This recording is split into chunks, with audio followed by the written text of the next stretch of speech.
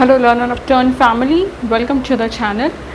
In our today's video we will talk about selection और how to select method paper और teaching paper और pedagogy paper. ठीक है, मैंने अपने चैनल पे बहुत बार बताया है कि how to select your teaching subjects और your pedagogy subjects और method paper. ठीक है, बीएड में स्टूडेंट्स को सबसे ज़्यादा कन्फ्यूजन इसी टॉपिक पे होता है कि वो कौन से सब्जेक्ट को अपना मेथड पेपर बनाएं जिससे वो इफ़ेक्टिव टीचिंग कर सके, जिससे उन्हें पढ़ाने में कोई प्रॉब्लम ना हो और उनका जो टीचिंग प्रोसेस है बीएड के दौरान और आगे भी वो स्मूथली निकले।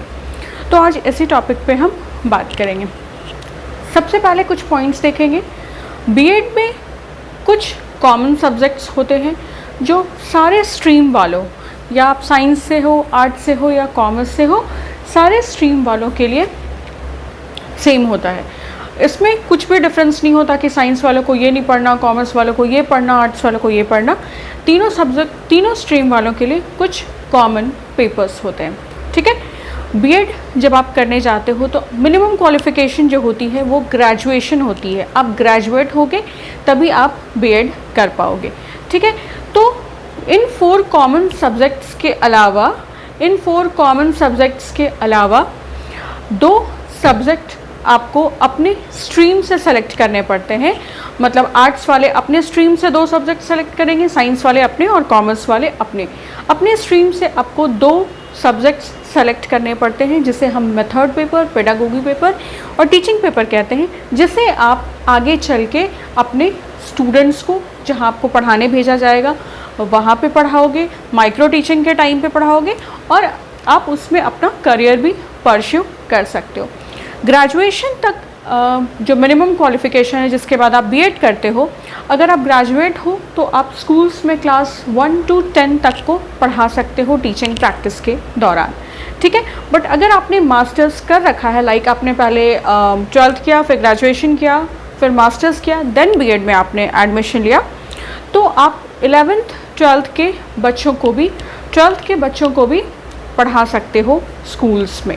ठीक है, अब चलते हैं सब्जेक्ट सिलेक्शन की तरफ कि हम सब्जेक्ट्स को कैसे सेलेक्ट करते हैं। आप सभी जानते हैं कि जब आप ग्रेजुएशन करते हैं उसमें आपका एक स्ट्रीम होता है जिसमें किसी एक पार्टिकुलर सब्जेक्ट को आप ऑनर्स सब्जेक्ट के रूप में लेते हो, मतलब एज अ मेन सब्जेक्ट आप उसे सेलेक्ट करते हो। जैसे अगर आपने आर्ट्स में सपोज दैट आपने आर्ट्स में हिस्ट्री में ऑनर्स किया या इंग्लिश में ऑनर्स किया या पॉलिटिकल साइंस में ऑनर्स किया या इकोनॉमिक्स में ऑनर्स किया, तो वो आपका मेन सब्जेक्ट हो जाता है। तो दो सब्जेक्ट जो आप सेलेक्ट करते हो पढ़ाने के लिए टीचिंग प्रैक्टिस में, उसमें एक आपका मेन सब्जेक्ट हो जाता है और दूसरा सब्जेक्ट आप कोई भी अपने स्ट्रीम से सेलेक्ट कर सकते हो उस मेन सब्जेक्ट के अलावा जिसमें आपकी सबसे ज़्यादा इंटरेस्ट और कमांड है, जो आप बहुत अच्छे तरीके से पढ़ा सकते हो।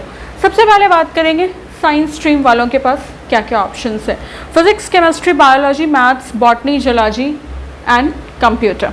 ठीक है, अगर आपने फ़िज़िक्स में ऑनर्स किया है तो आप फिज़िक्स और मैथ्स पढ़ा सकते हो टीचिंग प्रैक्टिस में। अगर आपने फ़िज़िक्स में ऑनर्स कर रखा है तो ये आपका मेन पेपर हो गया। फिज़िक्स में आपने ऑनर्स किया तो ये आपका मेन पेपर हो गया।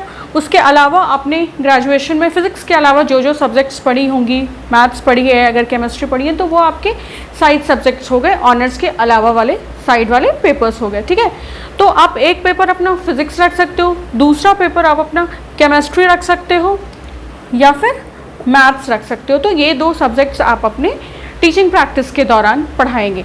जैसा कि हम सभी जानते हैं कि जो सब्जेक्ट्स होते हैं लाइक फ़िज़िक्स, केमिस्ट्री, ये सारी चीज़ें क्लास 8 के बाद अलग अलग बुक्स इनकी डाइवर्ट होती है। अदर देन दैट साइंस बोलकर ही कलेक्टिवली सारे साइंस, फिज़िक्स, केमिस्ट्री और बायोलॉजी को पढ़ते हैं। ठीक है, तो अगर आपने फ़िज़िक्स ऑनर्स किया भी है बट आप अलग से 9th-10th को नहीं पढ़ाना चाहते हो तो आप कलेक्टिवली साइंस पढ़ा सकते हो। वहाँ पे जूनियर सेक्शंस अगर आपको मिल रहे हैं, अगर आपको सीनियर सेक्शंस नहीं मिल पा रहे हैं तो आप साइंस पढ़ा सकते हो वहाँ पे और साथ में कोई और एक सब्जेक्ट पढ़ा सकते हो। ठीक है, उसी तरीके से अगर आपने केमिस्ट्री में ऑनर्स किया है तो आप केमिस्ट्री और फिज़िक्स पढ़ा सकते हो, या 9 10th में केमिस्ट्री पढ़ा सकते हो, जूनियर जो आपके क्लासेस है वहाँ कोई और पेपर पढ़ा सकते हो, साइंस पढ़ा सकते हो, कुछ भी पढ़ा सकते हो। उसी तरीके से 9th और 10th में ही जो सब्जेक्ट्स हैं वो वेरियस सब सब्जेक्ट्स में डाइवर्ट होते हैं, ठीक है। तो अगर आप बॉटनी ऑनर्स हो या जूलॉजी ऑनर्स हो, 9th और 10th तक बॉटनी या जूलॉजी बोलकर कोई ऐसा सब्जेक्ट नहीं होता, ठीक है। तो आप वहाँ पर कलेक्टिवली बायो पढ़ा सकते हो या साइंस पढ़ा सकते हो, साथ में कोई और एक सब्जेक्ट पढ़ा सकते हो। उसी तरीके से अगर आपने कंप्यूटर में ऑनर्स किया है तो आप एक सब्जेक्ट, मेन सब्जेक्ट जो होगा वो आप कंप्यूटर को सेलेक्ट कर सकते हो एज अ मेथड 1 या टीचिंग पेपर 1। तो एक आपका कंप्यूटर हो गया, सेकंड आप फिजिक्स रख सकते हो या कोई भी एक लैंग्वेज पेपर रख सकते हो। इस तरीके से आप अपनी 2 मेथड पेपर्स को सेलेक्ट कर सकते हैं। चलेंगे आर्ट्स स्ट्रीम की तरफ। सबसे ज़्यादा सब्जेक्ट ऑप्शंस जो होते हैं वो आर्ट्स स्ट्रीम में ही होते हैं, बिकॉज यहाँ पे लैंग्वेज पेपर्स की भी एडिशन आपको काफ़ी अच्छी मिलती है, ठीक है। लैंग्वेज पेपर्स में भी लोग ऑनर्स करते हैं तो वो बहुत ज़्यादा एक ऑल्टरनेटिव या ऑप्शन कह सकते हैं, वो ऐड ऑन हो जाता है आर्ट्स वालों के लिए। Hindi, English, apart from that और भी लैंग्वेजेस होते हैं, संस्कृत, उर्दू में भी लोग ऑनर्स करते हैं, but most of the times language में हिंदी, इंग्लिश ही कॉमन होता है। History, political science, economics, geography, psychology, home science, ठीक है। सपोज दैट आपने इंग्लिश ऑनर्स किया, ठीक है, तो आप अपना मेन पेपर इंग्लिश रख लीजिए, यानी टीचिंग पेपर 1 जो है वो आपका इंग्लिश हो जाएगा। सेकंड आप हिस्ट्री रख सकते हैं अपना, जो आपका सेकंड जो आपका मेथड पेपर हो जाएगा वो इंग्लिश हो जाएगा। इन शॉर्ट आपका जो मेन सब्जेक्ट है वो आपका टीचिंग पेपर 1 बन जाता है, और उस स्ट्रीम में आपका जो और साइड सब्जेक्ट्स है उसमें से जिस किसी में भी आपको सबसे ज़्यादा इंटरेस्ट है, कमांड है, उसको आप अपना टीचिंग पेपर 2 बना सकते हैं, ठीक है। बहुत सारी क्वेश्चंस आती है मुझे कि क्या मैं दोनों सब्जेक्ट्स को अपना दोनों लैंग्वेज पेपर्स को अपनी मेथड पेपर्स बना सकती हूँ। तो मेरी रिकमेंडेशन आपको ये रहेगी कि आप किसी एक लैंग्वेज पेपर को अपना मेथड बनाइए, और उसके साथ जो आपका दूसरा मेथड है वो आप किसी सब्जेक्ट, किसी लिटरेचर सब्जेक्ट को सेलेक्ट कर लीजिए, या तो हिस्ट्री ले लीजिए, या तो जिसमें भी आपके इंटरेस्ट हो, सिविक्स हो गया, या SST बोल कर ही पढ़ा लीजिए, वो आप वहाँ पर कर सकते हैं, ठीक है। उसी तरीके से अगर आपने हिंदी में ऑनर्स किया है तो हिंदी आपका मेन पेपर हो जाएगा। SST में भी क्लास 8 के बाद यानी 9th एंड 10th में हिस्ट्री, सिविक्स, ज्योग्राफी, इकोनॉमिक्स अलग अलग डाइवर्ट होते हैं। क्लास 7 तक सबको SST बोलकर ही पढ़ाते हैं। तो अगर आपको जूनियर सेक्शंस मिल रहे हैं तो एक सब्जेक्ट आप इंग्लिश पढ़ा सकते हो, दूसरा सब्जेक्ट आप कलेक्टिवली SST पढ़ा सकते हो, ठीक है।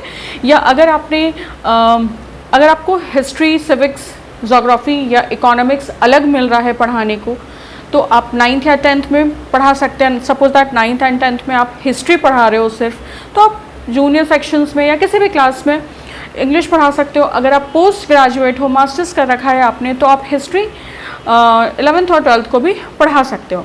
उसी तरीके से इकोनॉमिक्स, ज्योग्राफी, ये सारे पेपर्स हैं। सपोज दैट आपने साइकोलॉजी किया, तो आपको पता है कि 10th तक या 12th तक साइकोलॉजी बोलकर किसी भी सब्जेक्ट की ऐसी कोई पढ़ाई नहीं होती है स्कूल्स में।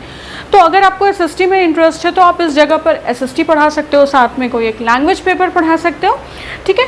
इन शॉर्ट कहने का मतलब ये है कि आपको वही सब्जेक्ट्स पढ़ाने हैं जो 10 तक के सिलेबस में होता है अगर आप ग्रेजुएट हो तो, और अगर आप पोस्ट ग्रेजुएट हो तो आप 12th तक भी जो सब्जेक्ट्स होते हैं वो पढ़ा सकते हैं। 7th तक जो SST और साइंस के सब्जेक्ट्स होते हैं उन्हें कलेक्टिवली पढ़ा जाता है, तो आप जूनियर सेक्शंस में SST बोल के या साइंस बोल के पढ़ा सकते हो। बट अगर आपको सीनियर क्लासेस 9th 10th मिल सकते हैं तो वहाँ पे आपके पास बहुत ऑप्शन है। आप हिस्ट्री अलग सब्जेक्ट है वो पढ़ा सकते हो, सिविक्स, इकोनॉमिक्स, फिज़िक्स, केमिस्ट्री अलग, साइंस से अलग हटकर जो एक स्पेसिफिक फिजिक्स, स्पेसिफिक केमिस्ट्री होता है वैसे भी पढ़ा सकते हो। डिपेंड करता है आपको जूनियर क्लासेस मिल रहा है या सीनियर क्लासेस मिल रहा है। तो आप इस तरीके से करके 2 सब्जेक्ट का कॉम्बिनेशन बना सकते हो, डिपेंडिंग अपॉन आपका सब्जेक्ट क्या रहा है, स्ट्रीम क्या रहा है, और आपकी किस सब्जेक्ट पे बहुत ज़्यादा कमांड है, क्या आप बहुत अच्छे तरीके से पढ़ा सकते हो, और कौन से सब्जेक्ट की क्लासेस आपको उस पार्टिकुलर स्कूल में मिलती है। बहुत लोग इस तरीके की क्वेश्चन पढ़ते हैं कि मैम मैंने BA किया है, लाइक बैचलर्स ऑफ आर्ट्स से ग्रेजुएशन किया है, तो क्या मैं स्कूल में जाके फ़िज़िक्स पढ़ा सकता हूँ। जब आपने आर्ट्स से ग्रेजुएशन किया है तो आप साइंस स्ट्रीम की सब्जेक्ट कैसे पढ़ा सकते हो। जब मैं बोलती हूँ कि आप उस स्ट्रीम के किसी और सब्जेक्ट को पढ़ा सकते हो, तो मेरा मतलब होता है कि आर्ट स्ट्रीम के किसी और सब्जेक्ट को पढ़ा सकते हैं। आर्ट्स के स्टूडेंट होकर आप साइंस के सब्जेक्ट को कैसे पढ़ाओगे किसी स्कूल में जाके। आप आर्ट्स के स्टूडेंट हो तो ऑब्वियस सी बात है, आप कॉम्पिटिटिव एग्जाम में आर्ट्स का ही फॉर्म भरोगे, आर्ट्स के सब्जेक्ट का ही फॉर्म भरोगे। साइंस, फिजिक्स, केमिस्ट्री तो आप नहीं भरोगे। उसी तरीके से आप जिस सब्जेक्ट से ग्रेजुएट हैं वही पढ़ा सकते हैं आप जाकर। अगर आप पोस्ट ग्रेजुएट हैं तो आप 11th-12th में इकोनॉमिक्स पढ़ा सकते हैं, या उसके साथ हिस्ट्री, सिविक्स, जो भी सब्जेक्ट आपको मिलता है वो आप पढ़ा सकते हैं। जूनियर क्लासेस में पढ़ाना चाहते हैं तो कंप्लीट SST भी पढ़ा सकते हैं। ठीक है, बात करेंगे कॉमर्स वालों के लिए। सबसे कम सब्जेक्ट ऑल्टरनेटिव ऑप्शंस जो होते हैं टीचिंग पेपर, मेथड पेपर में, वो होते हैं कॉमर्स वालों के पास। अकाउंट्स और BST को मिलाकर ही हम कलेक्टिवली कॉमर्स बोलते हैं। देन आपके पास इकोनॉमिक्स रहता है एंड स्टैटिस्टिक्स होता है। और मैं एक चीज़ और बताना चाहूँगी कि हर कॉलेज के पास हर सब्जेक्ट, जितनी सब्जेक्ट्स मैंने यहाँ लिखी है, इसकी अवेलेबिलिटी नहीं होती है। कुछ कॉलेज के पास कुछ सब्जेक्ट्स नहीं होते हैं, तो कुछ कॉलेज के पास कुछ सब्जेक्ट्स एक्स्ट्रा होते हैं। आपको उसके अकॉर्डिंग ही एडजस्ट करना पड़ेगा। ठीक है, तो कॉमर्स वालों के लिए ऑल इन वन जो बेस्ट ऑप्शन होता है वो होता है कॉमर्स और economics. Accounts plus BST is equals to commerce ही बोलते हैं।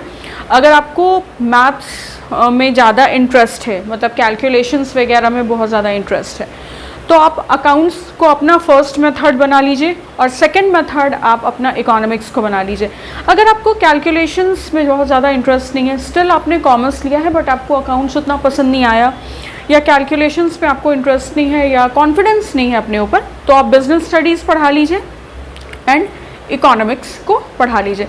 मैं हर कॉमर्स के स्टूडेंट को सेकंड मेथड इकोनॉमिक्स रखना इसलिए रिकमेंड करती हूँ बिकॉज कई बार ऐसा होता है कि आउट ऑफ एनी रीज़न अगर आप ग्रेजुएट नहीं हैं, या अगर आप पोस्ट ग्रेजुएट नहीं हैं, तो बहुत सारे स्कूल्स में आपको 11th-12th के क्लासेस नहीं मिलते हैं। ठीक है, और कॉमर्स सिर्फ 11th-12th में ही होता है। तो इन दैट केस आपके पास एक बहुत अच्छा ऑप्शन रहेगा कि आप 9th-10th में इकोनॉमिक्स पढ़ा पाएंगे।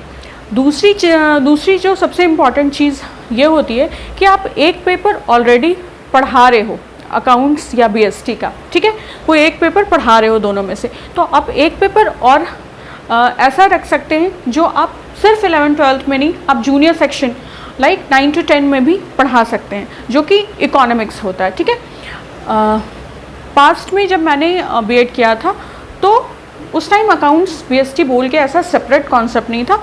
मैंने कॉमर्स और 9th-10th में इकोनॉमिक्स पढ़ाया था। आपके लिए सबसे बड़ा प्लस पॉइंट क्या होता है कि अगर आप पोस्ट ग्रेजुएट हो, ठीक है, तो आप अकाउंट्स या BST में से कोई एक सब्जेक्ट या दोनों तो पढ़ा ही सकते हो कॉमर्स बोल के, और इकोनॉमिक्स आप 9th-10th को भी पढ़ा सकते हो, 11th-12th को भी पढ़ा सकते हो अगर आपकी कमांड है तो, क्योंकि कॉमर्स वालों का सब्जेक्ट इकोनॉमिक्स भी होता है, तो आप 11th-12th में भी इकोनॉमिक्स पढ़ा सकते हो। अदर देन दैट 9th-10th में तो आपको पढ़ाना ही है, उससे लेसन प्लान बनाना ही है।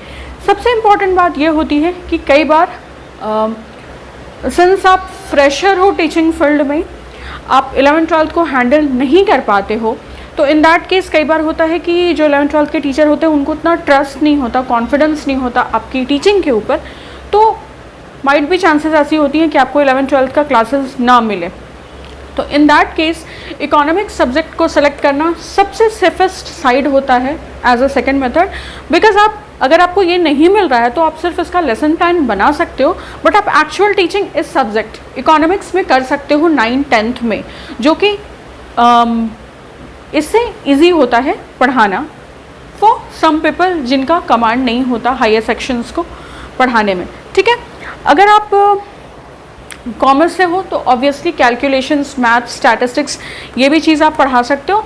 तो 11th में भी जो इकोनॉमिक्स के साथ स्टैटिस्टिक्स होता है वो आप पढ़ा सकते हो, बट मैं हर हाल में आप फर्स्ट पेपर कुछ भी रख लो, अकाउंट्स रख लो, BST रख लो, कुछ भी रख लो, आजकल स्टैट्स भी ऑप्शन में, मैं हर किसी को यही रिकमेंड करूँगी कि आप अपना सेकंड मेथड पेपर जो है वो इकोनॉमिक्स रखें। कॉमर्स वालों के बारे में मैं बोल रही हूँ। इसी तरीके से आपके जो भी प्रोफेशनल कोर्सेज हैं या जिस भी सब्जेक्ट से आपने ग्रेजुएशन किया है या जो भी आपकी कोर्स रही हो, जो भी आपकी वोकेशनल कोर्स रही हो उसमें आपको लुक थ्रू करना है, उसमें आपको समझना है कि आप कौन से सब्जेक्ट्स को सेलेक्ट कर सकते हो, क्या स्ट्रीम है वो, कौन से सब्जेक्ट को आप सेलेक्ट कर सकते हो जो कि आप 10 तक पढ़ा सकते हो, क्योंकि जो आप पढ़ाओगे वो 10 तक होना चाहिए, ऑब्वियस सी बात है। अगर आप बीबीए के हो यानी आपका आर्ट स्ट्रीम है तो वहाँ से आप कुछ सब्जेक्ट सेलेक्ट कर सकते हो जो आप आर्ट स्ट्रीम मतलब आर्ट्स का जो सब्जेक्ट्स है वहाँ से सेलेक्ट करके बच्चों से पढ़ा सकते हो। अगर आप बीसीए किए हो तो आप यहाँ से कुछ सब्जेक्ट्स सेलेक्ट करके पढ़ा सकते हो।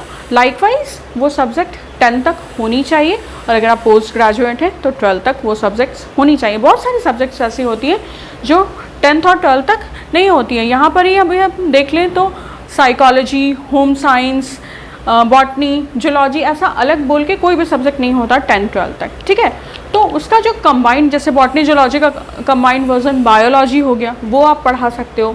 जूनियर लेवल्स पे आप साइंस पढ़ा सकते हो। तो इस तरीके से आप अपनी दो मेथड पेपर की सिलेक्शन कर सकते हो। प्रेफरेबली जो आपका मेन पेपर होता है उसको ही आप अपना फर्स्ट मेथड पेपर बनाएं, वो बहुत ज़्यादा हेल्पफुल होता है आप। So that's all for my today's video, जिसमें मैंने आपको मेथड पेपर सिलेक्शन के क्या क्या पॉइंट्स होते हैं, कैसे आप सेलेक्ट कर सकते हैं अपना मेथड पेपर, ये बताने की कोशिश करी। I hope you find my today's video helpful and informative. If you find it so, then kindly subscribe to my channel Learn and Upturn. Also, you can like and comment on my videos, and you can share this video easily with your friends, family and B.Ed learners. अगर मेरी किसी भी video से related आपको कोई भी doubts या queries हैं, या आप किसी स्पेसिफिक टॉपिक पे वीडियोस चाहते हैं, तो आप वो मुझे कमेंट सेक्शन में बता सकते हैं. मैं डेफिनेटली आपकी रिक्वेस्ट को कंसिडर करूँगी और उस प्रॉब्लम को शॉर्ट आउट करने की कोशिश करूँगी. Thank you so much for stopping by and watching this video. Take very good care of your selfs. Have a great day. Bye bye.